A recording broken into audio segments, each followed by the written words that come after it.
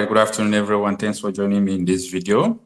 This is 4:00 p.m. Nigerian time, and today is Tuesday, the 18th of November 2025. Thanks for joining me. We are talking about the emergency of the Christian genocide ongoing in Nigeria and why something must be done urgently, not about planning to do something. Something must be done urgently about the current, crisis in Nigeria, which is targeted against some certain people, targeted against some certain villages because of whom they are. So that is actually what we are going to look into this evening. It is disheartening to know that even from Borno State to Plateau State to Benue State, so many parts of the country, including Taraba State, that most Christian villages are what? Deserted. Just take a look. Look at this place very well. This was once a Christian-dominated area located in Dikwa, Maiduguri, Borno State. Look at the place very well. If you are yet to leave your comfort zone to visit this kind of villages in the northern part of Nigeria, you will not be able to know what Christians are going through. You will not be able to know the kind of persecution that Christians are facing. When we said villages are being wiped out, this is what it means. This is how it looked like. A lot of people were killed here. A lot of people were displaced by these Islamic terrorists. We were once in this place for a mission outreach. But look at how the place is now. Look at how the place is now, as if people have never been here before. And there are a lot of villages like this that have been completely wiped out by these Islamic terrorists. A lot of people were killed. A lot were displaced. Look at how the place is now, as if people have never been here before. Wow. Do you see? This is a dominated Christian communities, Christian villages. Like what you are seeing on the video right now, it is not limited to one place. If you check, there are so many places where such a thing like this is happening in Nigeria, where people have been chased out of their ancestral homes because they belong to a particular set of people that people don't want them in Nigeria. So this is actually what is going on. And also, T.Y. Danjuma's village, there is a village called Takum. That is the village T.Y. Danjuma came from in Taraba State. A lot of you know T.Y. Danjuma because of his famous statement of the military and the police in Nigeria colluding with the armed bandits to commit ethnic cleansing against the people. So T.Y. Danjuma is the author of that famous statement. So he was a retired general, and as I speak to you, they are targeting his community right now, and a lot of people are already lamenting about this. You can see the people are protesting. These are dominated Christian communities of Takum in Taraba. So we cannot continue to pretend that there is no Christian genocide, or there is no genocide in Nigeria, or there is no push for Sharia, and so on and so forth. Everything that is going on in Nigeria is a well-calculated and orchestrated plan to commit ethnic cleansing against the people. There is nothing, or there is no two ways about this. And people who are committing all these things are well known by the people. Just take a look at what is going on.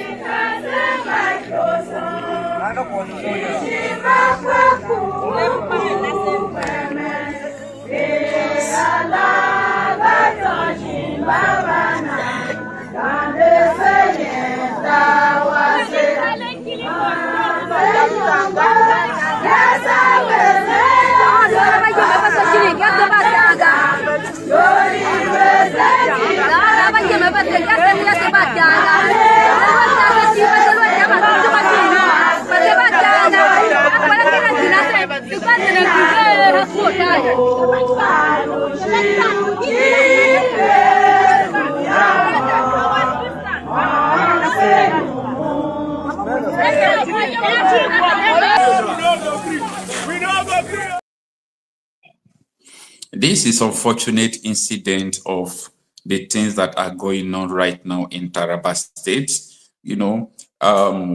We cannot continue like this. That is just the truth. Something must be done about it. And I will let you know that a lot of things are being done about this at the moment. A lot of things are being done locally A lot of things are being done internationally. We cannot leave our destinies in the hands of people who want to see us being terminated, being eliminated from this world. That is whom most of our politicians are, most of security operatives. Some of the security operatives are good, are awesome, but so many of them have, compromised. And you could see it from so many of them who will come here and give you testimony of how their life is going, or the experiences they have or they had when they were with the Nigerian army. Yesterday, I shared with you what Pastor Matuashimodo, his own personal experience about the Christian genocide or genocide going on in Nigeria. There is nothing he did not say, to the extent of alleging that helicopters are also dropping weapons for them to kill Christians. See, many people don't still understand what is going on in Nigeria, okay? Many people don't understand. All right. Before we start bringing in our guests, I want us to revisit the testimony of Matu Ashimodowo so that we can use it to analyze what we want to say. Now, stay with me. Terrorism is ahead. Fulani herdsmen carrying guns and invading people's farm, chasing them out, is another head. The guys who demand money, what did they call it? Kidnappers is a head, and there are many more heads. And then deliberate chasing of people away from their land and immediately putting another tribe there is a head. So, are these things happening in Nigeria or not? I'll just take you down some historical cases and I'll ask you, is it really happening in Nigeria? Maitasine, in the 70s, a man who rose and began to teach a form of Islamic cleansing that says anybody who was not of that particular belief must die. Is that not genocide? And is that fair in a secular nation? Zango Kataf. Zango Kataf, in case you don't know, what you know as Kaduna State was once including Katsina.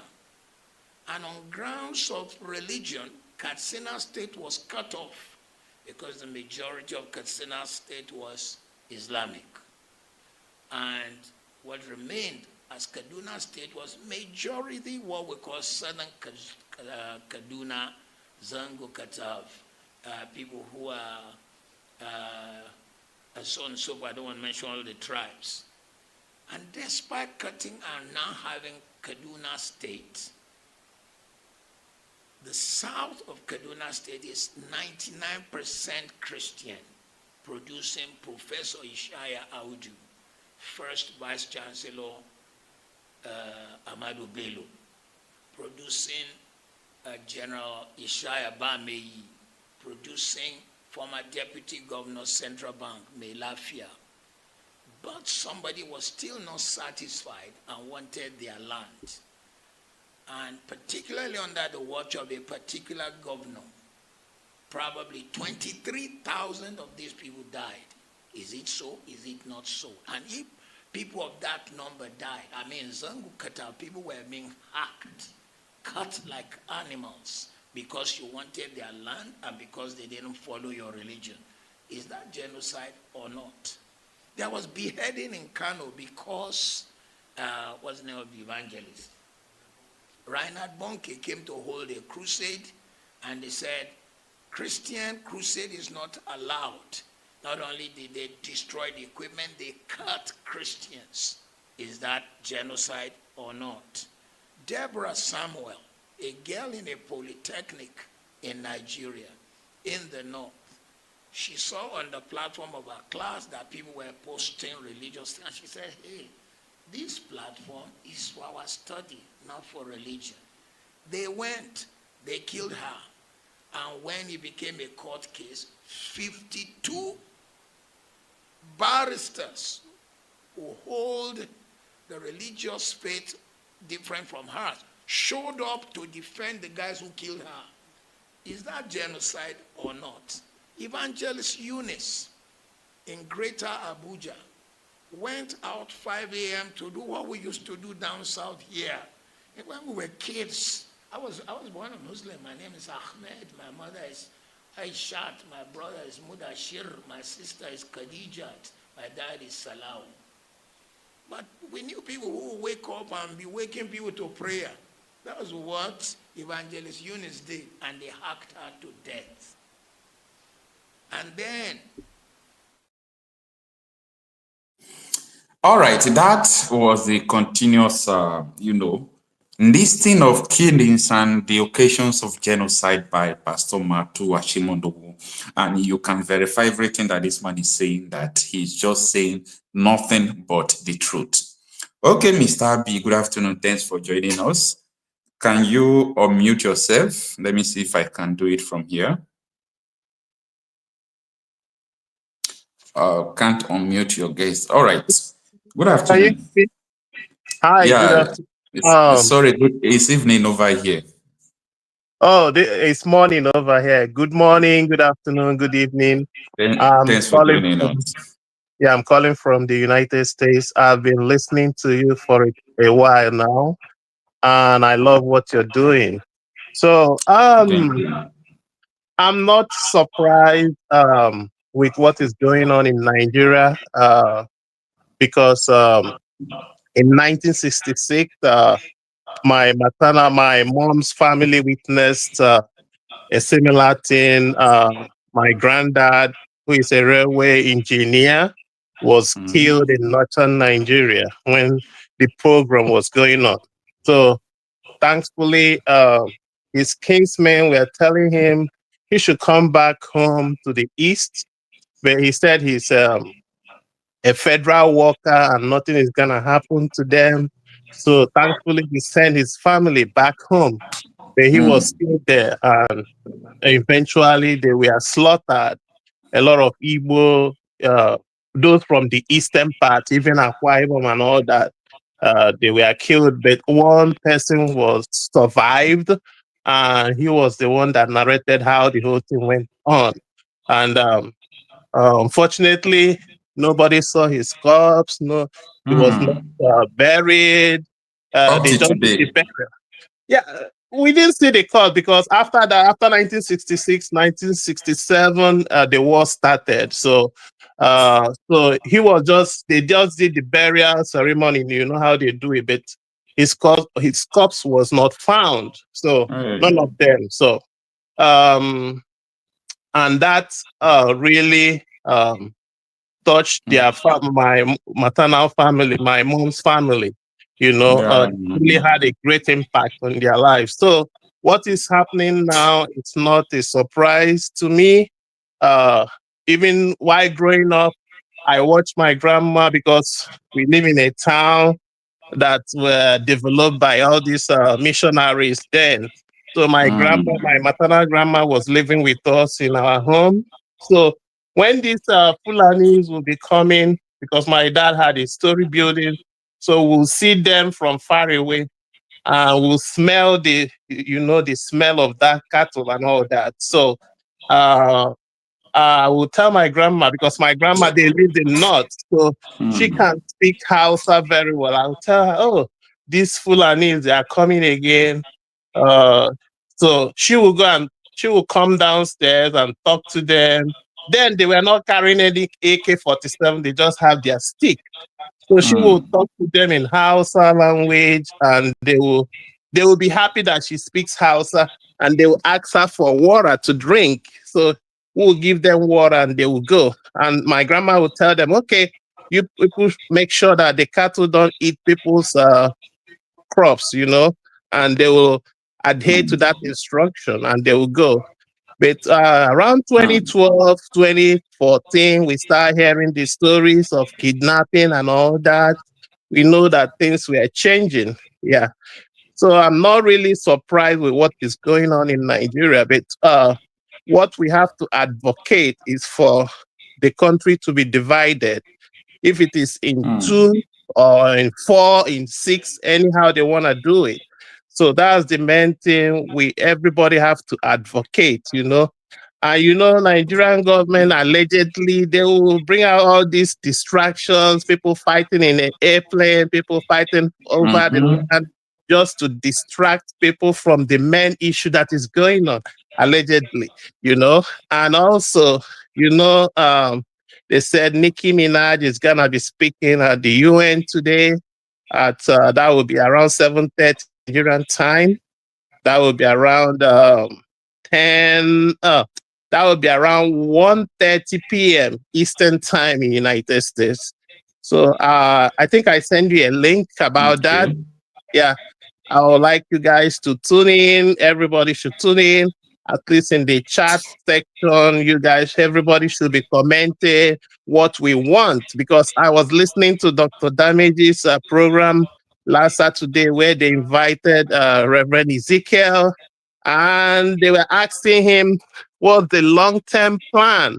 What does he want as a long-term plan? And he couldn't make any meaningful impact to say what he really wants for the long-term plan. So the long-term plan should be to divide our country so that those that want Sharia law should stay in their own country and practice their Sharia law. Those that doesn't want it to stay in their own side and practice whatever they want to practice. So that's what I'm advocating, that people should at least log into that YouTube, United Nations YouTube link. I send it to you so that they can be commenting there, so that what we really want. All right. So do you actually know the contents of what she's going to broadcast, of the speech she's going to give? I think she's advocating for Christians in Nigeria. They should allow us to practice, to worship our God the way we want to do it, without being persecuted, without being killed. But I think that would be a very good platform for Christians to go to the comment section and be commenting on the long term, what they want to divide our country, because these people they are not gonna stop until they do what they want to do. So it's good that in that type of platform that Christians voices should be heard, what we want as a long-term goal for us. Yeah, thank you. All right. There are a lot of people who also, anytime we talk about the issue of dividing Nigeria, which is the ultimate solution, we still have a lot of people who will also voice out their own complaint that they are Christians in Borno, they are Christians in Maiduguri, they are Christians in Sokoto, that if Nigeria is divided, what would happen? Like, what will be their faith. Own faith? You understand? Yeah. So what do you have to tell them? So those in Maiduguri, those in the far north, what I have to tell them, if you continue to stay there, they will eventually kill all of you, and that turn every other person that will agree to convert into their own religion. So the solution is, I know it will be painful, but that's the thing you have to do.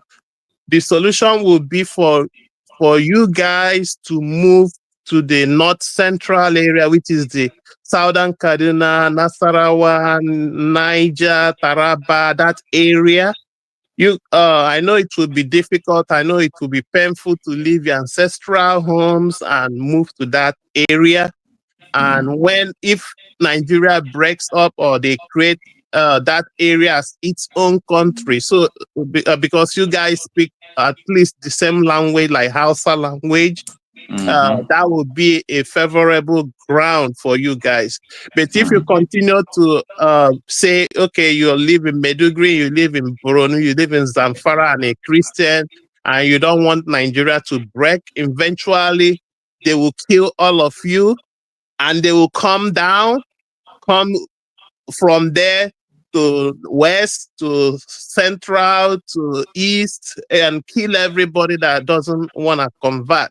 You see how Turkey is. You know, Turkey was not all that a Muslim country before, but they were killed. A lot of Christians were killed and others converted, you know. And as I've been working here in United States, I've met some Iranians that are Christians I work with elderly people, and I've met some Iranians that were Christians that left their country when the country they killed, and a lot of people became Muslims. You know, some of them Iranians are Christians over here. So if care is not taken, that will be the fate of Nigeria if nothing is being done. So Christians in Nigeria should advocate, at least tune in and send messages in the chat section of that Nicki Minaj speech that is gonna happen today, so that people can know and hear and know what we want. So that's my advice. That's my opinion. Yeah, thank you. All right, Mr. B. I really appreciate that. Let us turn on to Mr. Erasmus. Good evening. Thanks for joining us.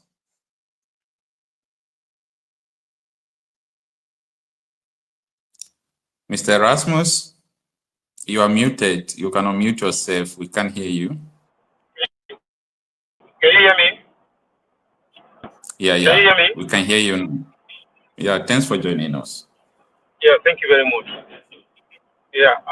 All right. I know you will agree with seen... me that right from time we have been saying, hello? Yeah, we have been shouting on top of our voices that this was, yes, we have been shouting on top of our voices that this was what was going to happen. Remember, I gave reference of Afghanistan, what happened in Afghanistan. Now, the question that a lot of people have not been asking, I have not heard you ask the question. I want to ask, you know the position of Brigadier General. Now, in the attack that they kidnapped a Brigadier General, only 2 soldiers were killed and only 2 vigilantes were killed. How did the terrorists lay hands on a Brigadier General without massacring all the soldiers that were there? Have you thought about that? This is a deep thought. Nobody's asking have about you thought about that? You know, the honorary captain of the army, if army is leading the troop, do you know how many military men they follow honorary captain? We are not talking about a colonel, even colonel. We are talking of a brigadier general. How many troops were with him? How come the troops were not annihilated? And they just captured it. It was not as if he was going on a personal mission, he just drive. They call kidnapper. No. This one, if they go with troops, a brigadier general, only 2 military men were killed, and he was captured. Nobody is talking about it. And that's what the whole thing just surprised me. Say, nobody is talking. You know how many troops they go with brigadier general? Mr. Erasmus, there is something on your mind. I want you to speak it forth. No, what could happen? I just wanted only 2 army officers were killed before capturing a brigadier general. Yes. Who is supposed to be with minimum of 200 soldiers, 300 soldiers around him? You know, tell us what we don't know. We are more tanks with everything, with all these things. They don't capture us. Afghanistan template. Afghanistan template is what is playing out. You remember that when Taliban captured Afghanistan government, right? The military did not fight. What happened was that the top of gas in the hierarchy, right? There was no fight. When America left and Taliban came, there was no fight. Why was there no fight? Afghanistan military had military equipment supplied by US. So they had NATO grade military equipment, but they did not engage Taliban. Why? Because the head of all the military, the key commanders, were Taliban, supporters of Taliban. So they told their troops to lay down their arms. So something is going on. Something is going on. You remember when this man, what was this man? This diplomat, one old diplomat, one Yoruba man. He's a diplomat, Akiyemi, Professor Akiyemi. Before Akiyemi said it, I listened to one lawyer in America who was privy to the agreement, who knew what happened when Chibok girls were kidnapped.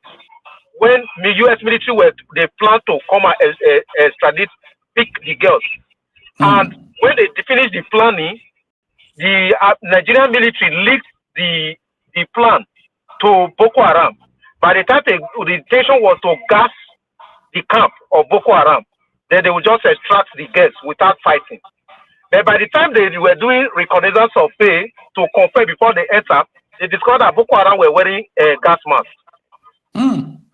Have you not watched the video by Professor Akiyemi on Arise News? Yeah. So that is what is going on. There is collaboration in the highest. I'm not talking about brigadier general level. The highest. When you have a terrorist, a man where the man that Kabiru Sokoto that bombed Christians in Catholic Church in Abuja, when his liaison office, the Borno State Government House under Kashim Shettima, when he was arrested in his house and is the vice president of Nigeria, I don't know whether you are thinking what I'm thinking. Right now, that person is the vice president. His own house was where a terrorist that bombed Christians in the Catholic Church on Christmas Day was arrested. This will not be a talker in our public news. Remember that woman, that Northern woman, on national TV said it. Now, you see the highest level for what is going on. So the thing is this, it's just a matter of time. We may want to pretend and put our head on that sand and say, hey, no lie. Nigeria can never be this thing. They cannot capture the Christians. Oh, Nigeria not this thing. We are just wasting our time. The only solution now, one, break up of Nigeria. That is the only solution. If we don't break up Nigeria, if it can't do it 10 years time, they will do it 5 years time. They can't do it 5 years time, they will do it 15 years time. If they don't fit do it 15 years time, they will do it 20 years time. They will Islamize the entire Nigeria. Nothing is going to stop them. Nothing is going to stop them. The solution is to break up Nigeria. That is the only solution. That kidnap of the general was a well-planned thing. The military hierarchy to explain what happened. Mr. Erasmus. Yes. How fast, how urgent it is to do this? Because we have been saying these things. We have been saying this thing from right from time. We have been saying this thing, talking about the solution is to make sure Nigeria separate along their ethnic line and so on and so forth, so that they can defend their territories, they can defend their lands. And there is something that the elder brother of Babadati Ahmed said on, Arise News. And I have published the video 2 times. If you have seen it, I still publish it today. And he made a statement that there is a plan to annex Nigeria with southern Niger, with Chad, with northern Cameroon to form a terror stronghold in next year. So all these things that are going on right now is an indication that these people have captured the military. For a big brigadier general to be captured. Not only the military, the police. The police have been captured. In fact, custom, they supply the rice now. I'm aware of that. You see these guys when custom will say they make Boko Haram off, they give Boko Haram rice, may they not kill them. Custom has been infiltrated. In fact, the entire security apparatus of Nigerian government, military, all of them, Navy, you see Air Force. Remember, see, you follow, say this military general was in communication with a military. His location, he gave his location to a helicopter. Part of the communication was that he was already hearing the helicopter coming. Now, what happened? That they suddenly captured him. He was already And hearing the helicopter. even after capturing him, the Nigerian army could not put up a stiff fight to rescue him. General, he was sold out. You remember, a lot of people now, their mind now will be open to remember what did happen. You remember that Yoruba girl that was killed, that Yoruba pilot that was killed inside military barracks. What they say now, driver went to drive this thing. Yes. We know, even when that thing happened, we know. Now Boko Haram element take him out because he was very brutal in taking them out, hitting the terrorist stronghold. We have seen people from Southern Kaduna came on national TV and were explaining how Boko Haram and Fulani herdsmen and terrorists, they attacked them. They reinforced and they were now giving upper hand against the terrorists. Suddenly, military helicopter came. Military helicopter came and opened fire on them. Have you not watched it live? Have you not watched it? I think it was a local government chairman that was explaining it. Military helicopter, Fulani herdsmen called military helicopter reinforcement. And they came and leveled those people. So, I've had occasions, sir. I've had occasions where the Air Force killed JTF and vigilante officers 3 times now who are running after the bandits to kill them. But they said it was a mistake. Now, you see, now this thing they go tell you now. Now this thing they go tell you. So, we know what is going on. So, it's just a matter of time. So, the solution now, what people, this man talk, Kunle Olawumi, he said they will not stop. He said it's painful to him to come to the conclusion. Remember what he said? He said, for that last interview, he said it's painful that at this point he has come to the conclusion that the only solution is break up. That they will not stop. You understand? So they have succeeded in taking over the entire military architecture. The military cannot be trusted. The police cannot be trusted. When it comes to the real going, at that time you understand what they happen. The military men will turn their guns on their people. Right now, what they do now to sell them out. But if we get to a point, they will turn the gun for real, they will face them. The solution is what Ted Cruz is proposing. Remember when I said it? Ted Cruz has not come out to say that they will remember when I said Ted Cruz is proposing something. Sharia. Now there the solution be. That's what our solution is. If we can hammer on that thing, how can you be in one country? Remember, before Sharia came to Nigeria, there was nothing like terrorism. Yeah. Now only fight. Yeah. 2001, not be Sharia come. Not be 2009 Boko Haram start. Now that Sharia, and they don't experience that Sharia. You understand? You don't give them this. You say, why can't we expand this? You understand? So that's exactly what they want to do. And they have bought the mind of the core northern Muslims about Sharia. They want Sharia. So long as they want Sharia, they will not stop until they conquer Nigeria to use the entire Sharia because we are still one. So the only solution to dissuade them from that Sharia is to say, okay, now one Sharia, the rest of the country cannot practice Sharia. So he said that now allows a secular government, there cannot be two constitutions in the country, or will break away and form your Sharia. Unfortunately, those Christians in the core north, they will have to move to Middle Belt or go to other places because they will be swallowed. You understand? Because they will not allow, they have tasted it. They have tasted blood. They will not agree not to practice Sharia. So long as they not agree, then it will not be an opportunity to say, let us break it up. Maybe break it into 3. The Middle Belt, the South, and this, they will find way to break up. But, then the Christians in the core north, they will just have to look. That is just the only solution. There's nothing good about it. Wow. Okay, Mr. Erasmus, you have to hold on because I'm going to ask you a question again later. Then, hard not, unmute yourself. I want you to look into this. The US Rep. Moore accused Tinubu of lying. He called Tinubu a liar. That Tinubu is lying about the issue of Christian genocide in Nigeria. Take a listen for it because I want to ask you a question from here. I want to read something from Nigeria's president. He says the characterization of Nigeria as religiously intolerant doesn't reflect our national reality. Religious freedom and tolerance have been a core tenet of our collective identity and shall always remain so. Nigeria opposes religious persecution and does not encourage it. He says the picture we're getting here is not accurate. You know, unfortunately, that is completely false. I mean, there are states in Nigeria that have blasphemy laws, people who are facing the death penalty right now for blasphemy against Islam. There's a person currently right now who's held in prison for defending himself from attack from a Muslim militant from the Fulani tribe. He defended himself, and he's facing the death penalty. So, no, there's serious persecution happening in Nigeria. I know the president, Tinubu, is in a difficult position in trying to protect his interests there in that country, but they are complicit in this to one degree or another with statements like this. I want to read something from Nigeria's president. He says the character...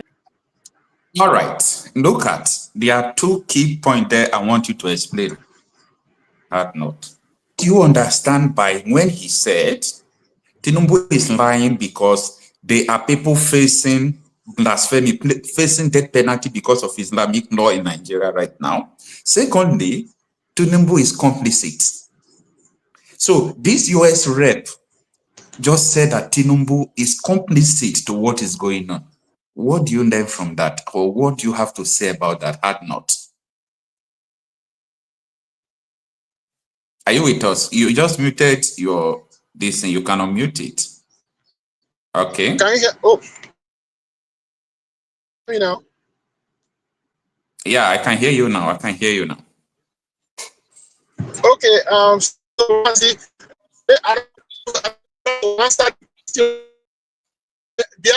we can't hear you. Let me bear my your mind. network. Can you hear me? It seems your network. Yeah, I can hear you now. Speak. Yeah, so I'm saying I don't know whether to answer the questions or just bear my mind. I think it's better I bear my mind just respectfully. I know you would rather I answer the questions, but I just, okay. you know, okay. So I've been calling into your show. So see, Mazi, I want you to look for there's a video made by Captain Emmanuel Ngobosi. He was the last surviving member of the boys that carried out the January 66 coup. The main reason why they carried out that coup was to stop the Islamization agenda, the caliphate. Now, you know, there are so many reasons these boys did that thing. One of the other reasons was the TV uprisings, which in the thieves are in the Middle Belt. There was this uprising that happened there, and actually it was against the caliphate. Because remember that this issue of the caliphate was there before Britain even came. The Fulanis have been trying to overrun all of that space. So the British incursion kind of halted it, you know, halted it. But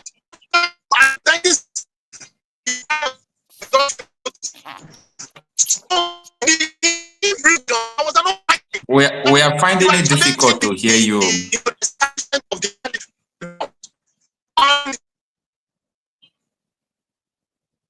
We are finding it difficult to hear you.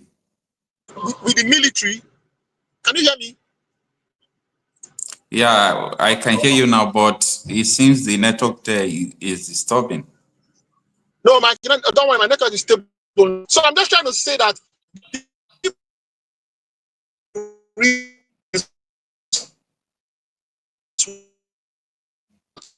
we can't hear you.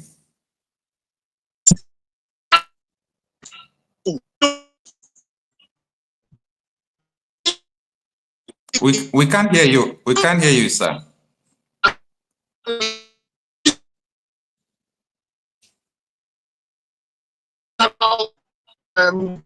Grandfather, my uncle, my in the north graduates, very educated people, they were killed. So what I do as Nigerians is we are trying to jump, you know, to skip the stages that we have to heal that space and just isolate or pick individual cases and talk about Sharia and all those things, if you don't address what happened in 1966 and how they started massacring Igbos, there is no way we can really get a true solution. Gowon, Danjuma, they are alive. These are men who presided over the massacre of Igbos. These are men that now their territory, their villages are overrun. They are coming out to tell you that there is collusion, but they don't want to go back and tell the truth. So it's not only Tinubu that is lying. The entire Nigerians are bloody evil liars.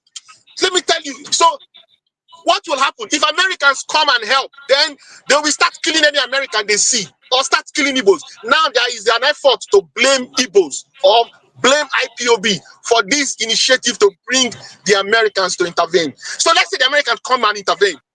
What will happen now, like what happened in 1966, is that we ignore everything that has all the issues that brought about the intervention, and they will start looking for Igbos because they will not see Americans to kill. They will start killing Igbos. That is what will happen. So there's something seriously wrong, pathological in that space. People are liars. You see the guy that talked, that pastor the one you heard, the guy who said he witnessed his father coming back from a massacre of Igbo people in Zaria in 1966-67. You see, there are so many people like that still alive. These men, they supervise the massacre of innocent people.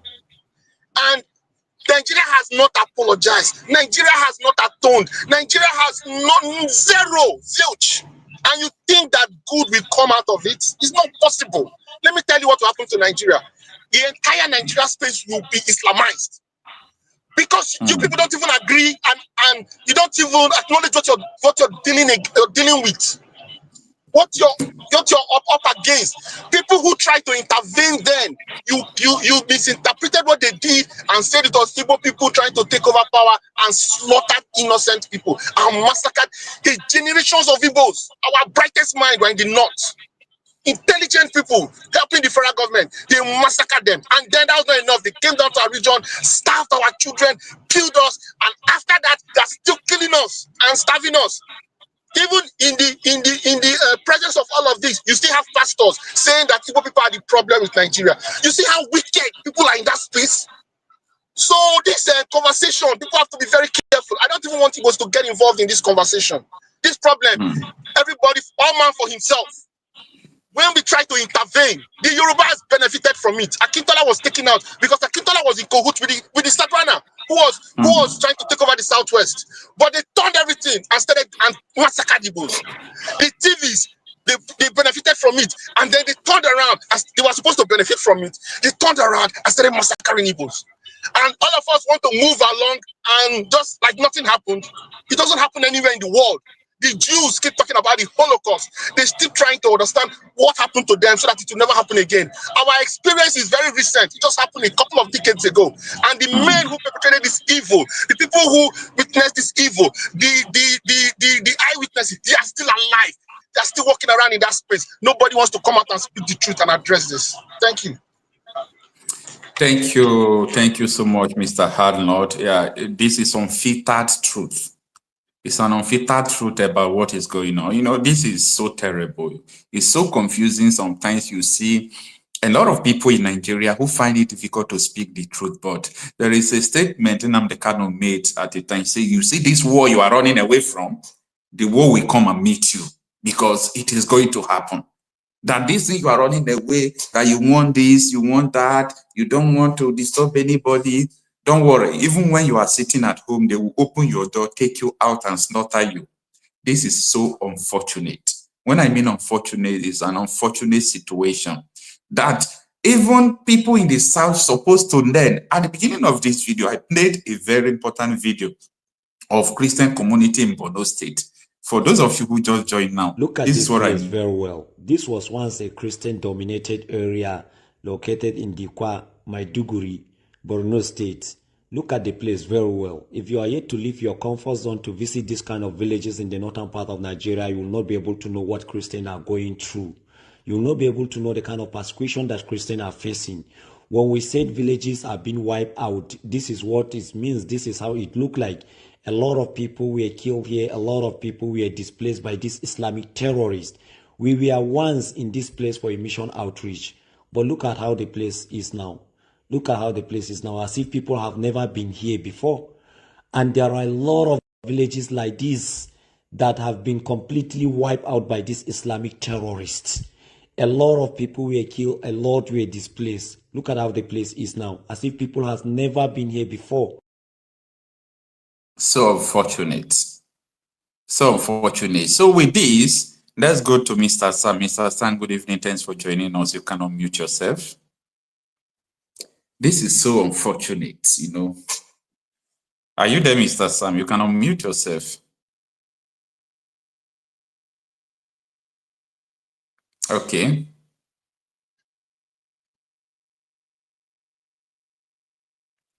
We can't hear you. Are you talking to us? We can't hear you, sir. Something Hello, might be can you wrong hear with me, your... Okache?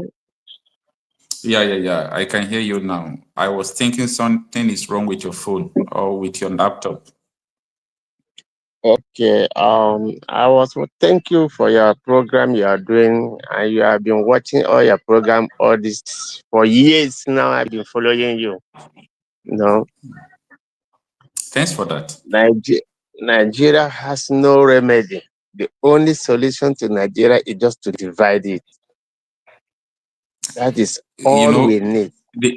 what are the mechanisms or what are the way? Because you see all these people in power, they know the truth, but because of the money, the power they enjoy, nobody wants to talk about this. Nobody wants to talk about this. So That is if a you are talking problem. about the insecurity, the government is the sponsor of the insecurity. So how can they stop That is the something they truth. started?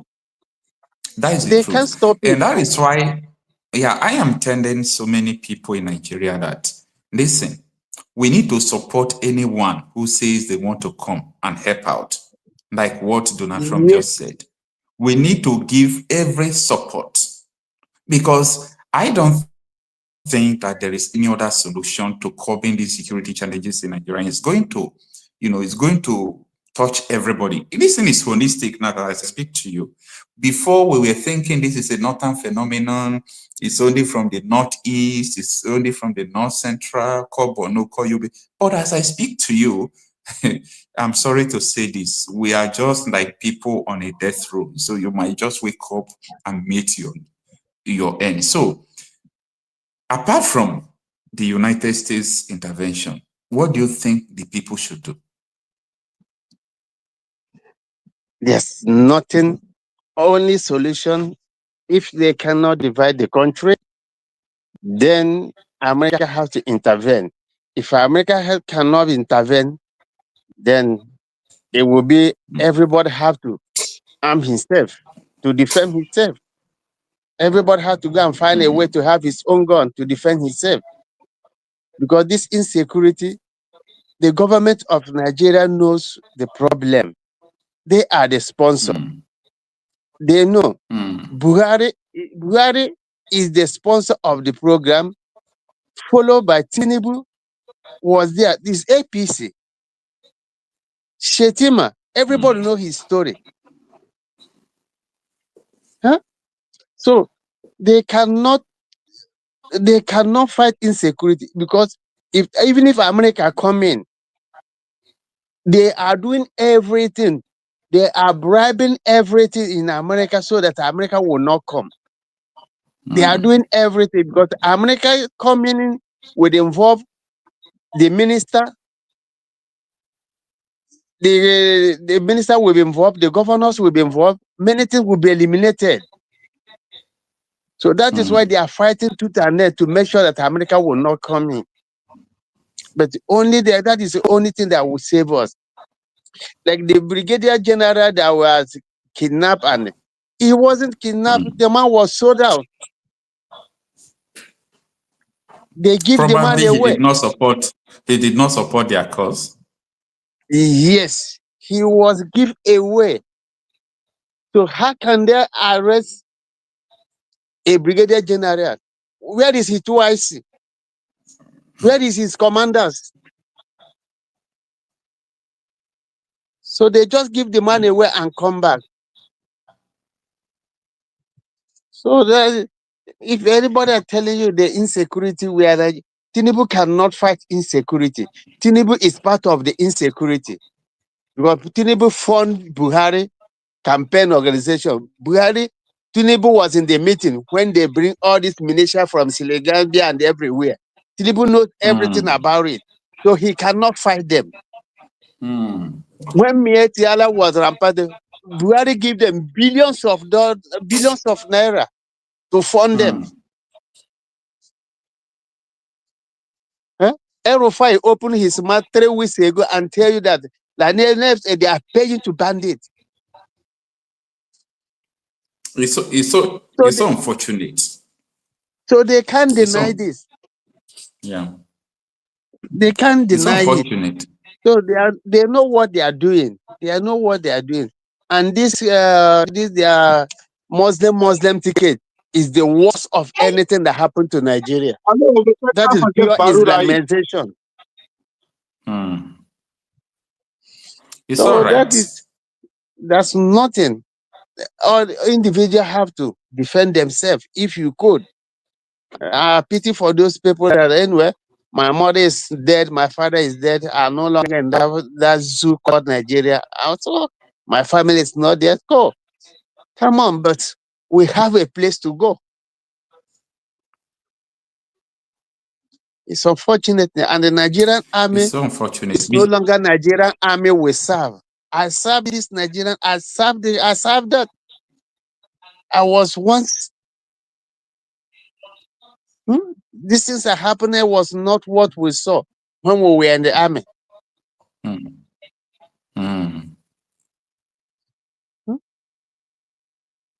we were in the army, everything was pure truth. You don't do anything like that. But I don't know how they changed. Look at military. They integrated all the Boko Harams into the military. They have taken over the whole thing, the whole system. They are in police, they are in Air Force, they are everywhere. And they are promoting them to high rank officers.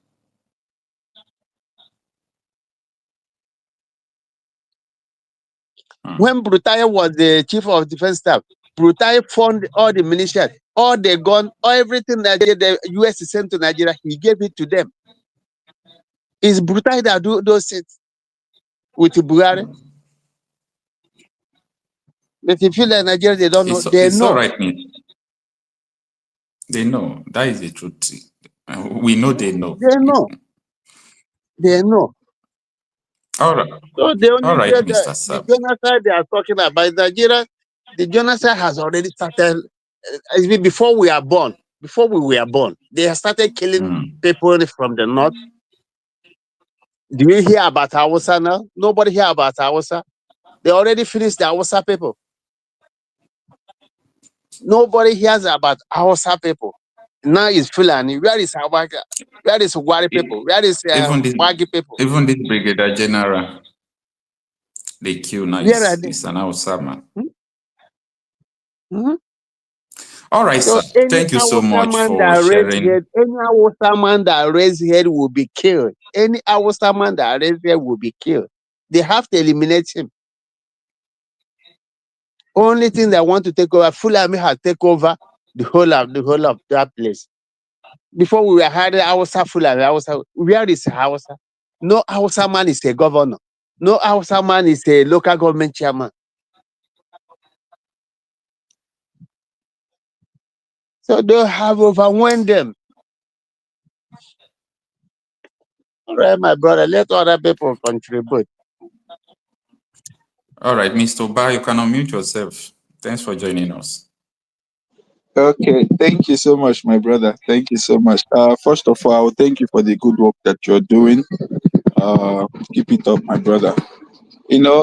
First of all, I would say that our leader, Nnamdi Kanu, that is in DSS dungeon, this is not, it's not today that it has been saying all these things. And there is the adage they used to say in Igbo language, they say, when the rain is, still rooming in the air, nobody, wants to run. till the rain begins to beat everybody. That is the way when everybody will now begin to wake up.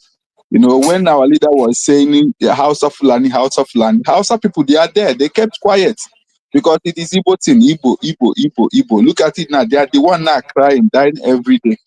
But what I want to say is that English, I'm not good at the English, but I have to say, manage to say it. For me, in my own opinion, I think the time for, lamenting, talking, I think the time is over. I think former chief of staff, Alaji, what did they call it? Alaji, he said that everybody should, defend themselves, because if you're waiting for Nigerian army, you all die, waiting for Nigerian soldiers, So, and not the first time, say, even DSS, I believe that DSS is that said it also, Nigerians should defend themselves. Yeah, DSS directors also made a statement. Yeah, I think all this lamenting people are lamenting. I don't think it's necessary now. What is necessary is for you to go get whatever you have to get to defend yourself. That is the only way. When they come to kill, try to make sure you bring somebody down before they bring you down. That is the only way out. Lamenting, waiting for Nigerian government, waiting for Trump, yes, Trump will be saying they will be doing their plan, but first of all, we are human beings. You have to, act first. Because they used to say, Igbo people used to say, you have to help yourself first before you wait for somebody else to come and help you. Because not only that, if you look what is going on in the internet, there is is it fake prophet or fake pastor there in this Yoruba man saying the Igbo people are the problem of Nigeria. When the killings are going on, I haven't even seen the man for one day talking about the killings of the human beings. He's there saying Igbo people are the problem. You see, for me, I will only tell my brothers, Igbos, ndị Igbo tetenonola, onye ọbụla jikele, onye ọbụla kwado onwe ya, Maazị Nnamdi ka na-ekwugo ihe a na mbụ, ọ gwara ọrụ so that na ndị a na-abịa, and they are coming, they are already here. So ndị Igbo kwado na onwe unu, unu enezine ndị Yoruba anya, ndị a dị kọni, ndị a dị very, very what about so many Igbo politicians, so many Igbo people who are still, sabotaging the fight against this terrorism, who are sabotaging when you talk about the issue of referendum and so on and so forth. We have many Igbos who are in the political offices, businessmen and women. They are doing the worst. Yes. You understand? Yes, my brother, what you say is true, but in every what the KKC say in any community or in any gathering, definitely you must have that. Yes. And you don't have to be looking at those places of those Judah. Yes, that's why and that is why the best thing anyone have to say is to call out their own people first. There is a way they used to put it that if there is a sand in your eye, you need to remove it before you remove other people's own. Exactly. So I think before you can even call Yoruba people, call your brothers. Yes, you understand? Yes, we are doing so. It's just that when Gowon said that if towards Biafra, after the Biafran war, he said that assuming he could have used money to buy all the Igbo people. He made a mistake by going to war with Igbo people. He could have used money to buy them off. So when Nigerian government bring that paper, they called money. Some people are they are fan of paper, which they called money. But we are not fan of that space. That's why Mazi Simon Ekpa bring out himself as the true Igbo man that he is. That's why Mazi Simon Ekpa also bring out himself as a true Igbo man that he is. Other people can be mixture of Fulani blood after the war, the raping and all that. So that's why we don't look upon the governors, we don't look upon the senators, we don't look upon those people that call themselves honorable men from Southeast, because they are part of what is happening to us. So what we are saying is that those our brothers, those ones that are living average life, our mothers, they should prepare themselves. Ndị ba kwado no unu echezikwana governor, unu echezikwana ndị akwụkwa pay master ha akwụgo ha ụgwọ, Fulani ha akwụgo ha elego ani Igbo ha elego anyị. because you can't tell me that when you see your brother suffering injustice, you will keep quiet, saying that court will take his place. How many Fulani bandits that court have taken its place in their head? How many Boko Haram members? How many of them they have captured and they released them? What the ones they met in Nigeria's vice president's house? Terrorists. And now you people have a vice president as my brother. Honestly speaking, the time of talking is over. It's action. Everybody defend yourself. Waiting for Nigerian government, waiting for what the Americans to come. You all will just go down before they will even come. You know, because that's why I don't believe in this English of a thing. On a come in a book no ben nage enough you na that the men that is in the men's call and a book we man in English or batable see about that's why you manage you enemy. But I trust my Igbo people, they will never try it. Hey, how you not try? How you name make one kahane mail? But Mbogelula manam benapam okay. My brother, thank you so much for the work you're doing. Keep on doing the job because this your voice is going very, very far. Thank you so much. Bless you, bro. All right. Thank you so much. This is just a very brief live broadcast, unlike the one we used to do before. So we are even coming to the end of the broadcast. It's just scheduled for an hour. So thank you so much for having time to join us and discuss these important issues with us. All right. Have a nice day. For over a decade, Nigerians have been told that their government is fighting terrorists. Billions of dollars have been spent. Thousands of soldiers have died. Millions have been displaced. Yet the killings never stop. But what if the real reason the war never ends is because those in charge are the ones keeping it alive? This is not speculation. There's evidence, some public, some buried, but all pointing in one direction, that elements within Nigeria's government are funding, protecting, and profiting from terrorism. Let's begin with one viral video that many Nigerians have forgotten. A captured armed terrorist made a confession that should have shaken the country to its core. His words were chilling. I swear to Almighty God, the government is the one arming us. We Fulani don't know guns. We just sat down and they gave us AK-47s. Those words came from a fighter on the ground, not an opposition politician.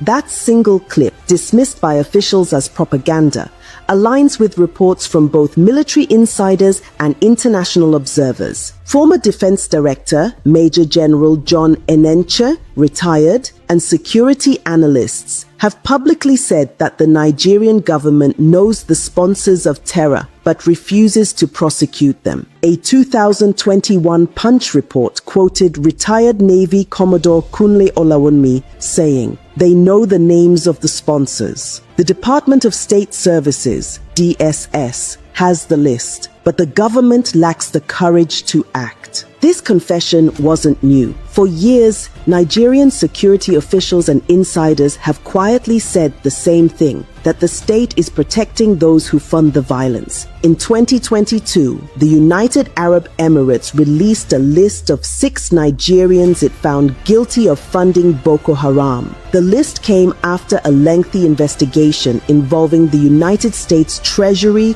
and international banking systems. These men were convicted in a UAE court, their accounts frozen, and their networks exposed. But back home, nothing happened. The Nigerian government didn't arrest them.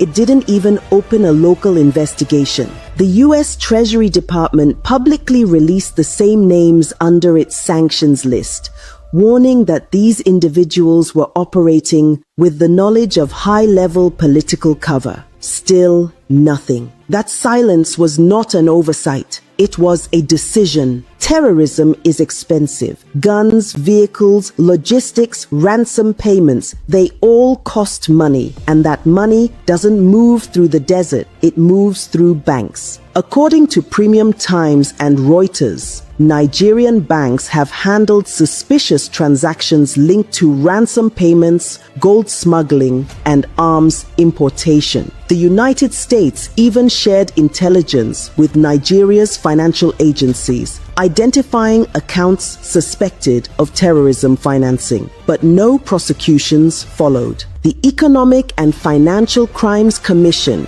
EFCC, knows the accounts. The Department of State Services, DSS, knows the names. Yet no one acts. Because in Nigeria, terrorism isn't just a crime, it's a business. It doesn't stop there. In 2021, the Cable and Daily Trust reported that the federal government paid 800 million naira to bandits for the release of Kagara students in Niger State. The deal was labeled a peace negotiation, but security sources confirmed it was ransom money. Imagine that. Public funds going straight into the hands of killers. The same killers who months later returned to kidnap more students in Tagina and Kaduna. Meanwhile, the government launched the so-called rehabilitation program for repentant terrorists. Some were sent abroad for foreign education under the Senate's Operation Safe Corridor initiative, a program that rebrands murderers as victims and victims as collateral damage. As one angry Nigerian said online, so a farmer whose family was killed gets no compensation, but a terrorist gets a scholarship. A former Air Force intelligence officer once described it perfectly. This government is fighting terrorism with one hand and feeding it with the other. The deeper you look, the clearer it becomes that this is not negligence, it's partnership. In 2021,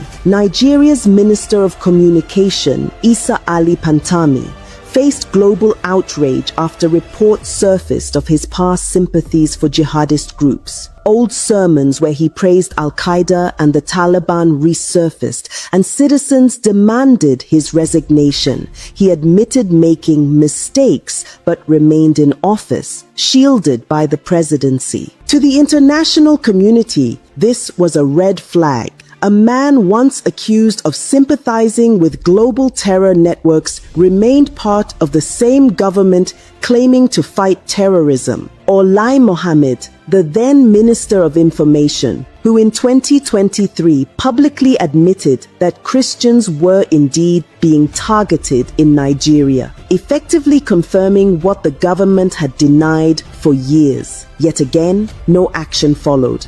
And then there's Samuel Ortom, former governor of Benue State. In one fiery statement, he accused the federal government of colluding with foreign interests to Islamize and take over Nigeria. He said the truth most leaders fear to say, that the government's silence in the face of these killings is not incompetence. It's complicity. In early 2024, a viral image showed Nigeria's current vice president sitting on the ground, eating with men who had once been declared wanted bandits. The government called it a peace meeting, but for millions of Nigerians, it was an image of betrayal. Because while citizens are told to pray for security, their leaders are busy dining with the same people who burn villages and kill farmers. This is how deep the rot goes, from the battlefield to the cabinet table. When Kaduna-based cleric Sheikh Ahmad Gumi appeared in photos surrounded by armed bandits, many thought it was satire, but it was real.